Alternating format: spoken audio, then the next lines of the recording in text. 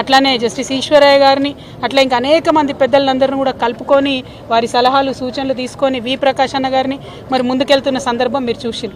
ఇవాళ జాగృతి సంస్థ చేసినటువంటి ఉద్యమాలు ఒక బలమైన ప్రతిపక్ష పార్టీగా బీఆర్ఎస్ పార్టీ గలమెత్తినటువంటి అంశాలు ఇవన్నీ చూసి భయపడి కాంగ్రెస్ పార్టీ బీసీలకు బిల్లు పెడతానని నిన్న చెప్పడం అన్నది మనందరికి కూడా గర్వకారణం. ఈ బీసీల బిల్లు అన్నటువంటిది తెలంగాణ బీసీ బిడ్డల విజయం అని చెప్పి నేను భావిస్తూ ఉన్నాను. కానీ ఒకటి గుర్తుపెట్టుకోవాలి, ఇది తొలి విజయం మాత్రమే. కాంగ్రెస్ పార్టీకి ఎప్పుడైనా మాట ఇచ్చి దోకా చేసేటటువంటి అలవాటు ఉంది. దోకా బ్యాస్ కాంగ్రెస్ పార్టీ కాబట్టి బిల్లులో మనం 2-3 అంశాలు ఇవాళ ప్రతిపాదిస్తూ ఉన్నాం. ఇది తెలంగాణ వ్యాప్తంగా ఉన్నటువంటి బీసీ బిడ్డలందరూ కూడా జాగ్రత్తగా విని ఆలోచన చేయాలి. ముఖ్యంగా ఇంటెలెక్చువల్స్ అందరూ కూడా ఆలోచన చేయాలని నేను రిక్వెస్ట్ చేస్తూ ఉన్నా. ఏమంటుంది ప్రభుత్వం? ఒకటే బిల్లు 42% పెట్టి దాన్ని కేంద్ర ప్రభుత్వానికి పంపించి చేతులు దులుపుకుంటామంటున్నారు. కానీ ఎన్నికలలో అట్లా చెప్పలే. 42% ఇస్తాం రిజర్వేషన్ అని చెప్పిను. ఇవాళ మేము ప్రపోజ్ చేసేది తెలంగాణ జాగృతి నుండి ఏంటంటే మీరు 1 కాదు 3 బిల్లులు పెట్టాలి. ఎందుకోసం 3 బిల్లులు పెట్టాలి? మీరు 46% బీసీలు ఉన్నారని చెప్పారు. మరి 46% బీసీ ఆడబిడ్డలైనా మగబిడ్డలైనా చదువుకోవడానికి విద్యలో 46% రిజర్వేషన్లతో ఒక బిల్లు పెట్టాలి. రెండవది 46% మరి ఈ పిల్లలందరూ కూడా ఉద్యోగాలకు అప్లై చేస్తూ ఉంటారు కాబట్టి ఉద్యోగాలలో 46% రిజర్వేషన్తో ఇంకొక బిల్లు పెట్టాలి.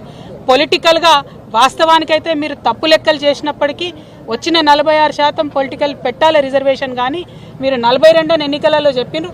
కనీసం 42%తోనన్నా మీరు పొలిటికల్ రిజర్వేషన్ కోసం 3వ బిల్లు పెట్టాలి.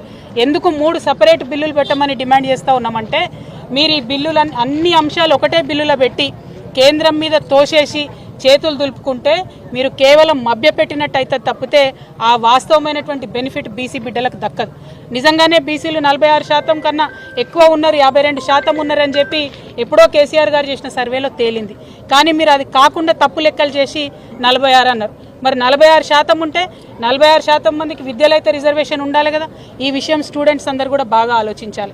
ఇవాళ బీసీ స్టూడెంట్స్ అందరూ కూడా సీరియస్గా ఈ అంశాన్ని తీసుకొని సపరేట్ బిల్ ఎడ్యుకేషన్ కోసం పెట్టాలనేటటువంటిది మనం ఖచ్చితంగా డిమాండ్ చేయాలి. రెండవది ఎంప్లాయ్మెంట్ కోసం చూసేటటువంటి పిల్లలు మరి నిజంగానే మన జనాభా 46% ఉంటే ఎందుకు 42% ఇస్తారు? 46 ఉంటే 46 ఇవ్వాలని ఎంప్లాయ్మెంట్లో సపరేట్గా పెట్టాలని డిమాండ్ చేయాలి. ఇక మూడవది పొలిటికల్ రిజర్వేషన్ కాంగ్రెస్ పార్టీ చెప్పినట్టుగా 42% ఇవ్వాల్సినటువంటి అవసరం ఉంది.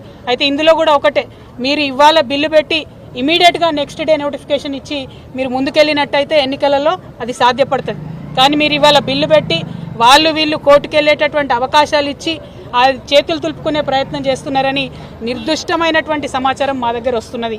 కాబట్టి అలా కాకుండా మీరు పెట్టేటటువంటి బిల్లు సరిగ్గా తేలేటట్టుగా, మీరు పెట్టేటటువంటి బిల్లు బీసీలకు బెనిఫిట్ ఇచ్చేటట్టుగా, అన్ని కోర్టు పరీక్షలు పాస్ అయ్యేటట్టుగా, కేంద్ర ప్రభుత్వం మీద ఒత్తిడి తీసుకొచ్చే విధంగా, బెనిఫిట్ వచ్చే విధంగా ఉండాలని చెప్పి మేము డిమాండ్ చేస్తూ ఉన్నాం. మరొక కీలకమైన విషయం, నిన్న బట్టి విక్రమార్క గారు మాట్లాడుకుంటూ మేము రీసర్వేకు 16వ తారీఖు నుంచి 28వ తారీఖు వరకు అవకాశం ఇస్తారని చెప్పారు. మేము బట్టి విక్రమార్క గారికి మళ్ళీ ఒకసారి